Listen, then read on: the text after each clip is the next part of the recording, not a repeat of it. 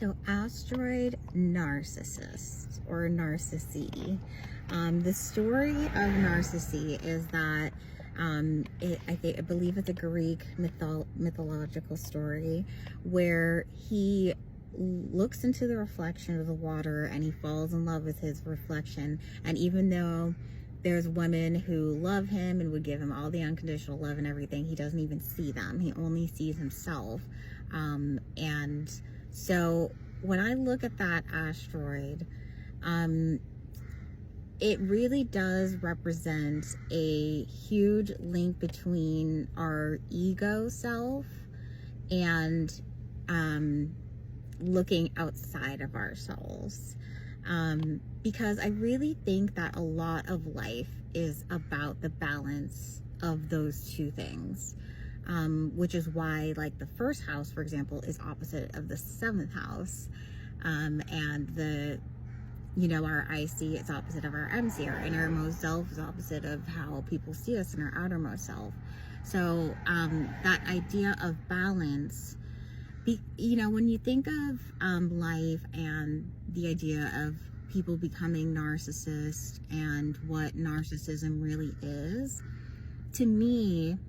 because I'm certainly not an expert or anything like that, and I'm still new to researching these things, but it seems like, of course, anyone is susceptible to it because it comes from a link between like trauma, childhood trauma, and a lot of deep shame,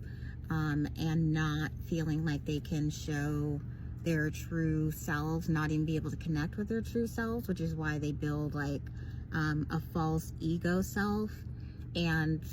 their need to protect that false ego self is so extreme because of the shame that we feel internally. And when I look into all of those connections, make sense for everyone as like just almost like a human internal conflict that we all face, like our shame and everything like that. So when I look at the balance between like our ego and looking outside of ourselves, because I'm a very heavy first house, but also my north node is in the seventh house, so this is like big focus for me. It like entails basically the balance between the focus on ourselves, which we need so that we can not only learn about ourselves and grow and evolve and change and learn how to interact with people to the best of our best of our health, and our mental health. There's also the sense of the other, which is the sense of like giving back to society and the service that we give to people, and to the world and in our relationships and compromise. And so when we block ourselves off from our true selves and our true identity, and we have so much shame, inner shame from childhood that almost like stunts us and locks us off from our inner child, because I believe that's a big aspect of it, then we feel disconnected from not only our purpose, we feel disconnected from like almost like your soul, because your inner child is like the connection to joy and the connection to like the faith of the universe, which is why narcissists or people, who fall down that route can cause so much damage, is because they're hurting so much internally. And we all project what we're feeling into the universe. So when I see Narcissus, the asteroid, in the chart, you can kind of look to where you may tend to dip into narcissist themes, which is like too much of a focus on self and maybe not enough of a focus on others and society, or maybe just where you need to shift your perspective away from possible really stubborn egoic thoughts and beliefs. And it's like where we almost need to deconstruct the ego so that we can go outside of ourselves. So, for example,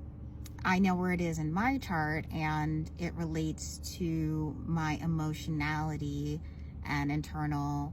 systems and family lineage, family traumas, childhood that I've gone through, in the fourth house,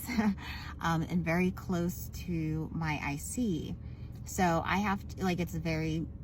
big focus for me where I have to really find the balance between going into myself in my private life and certainly into isolation and my home,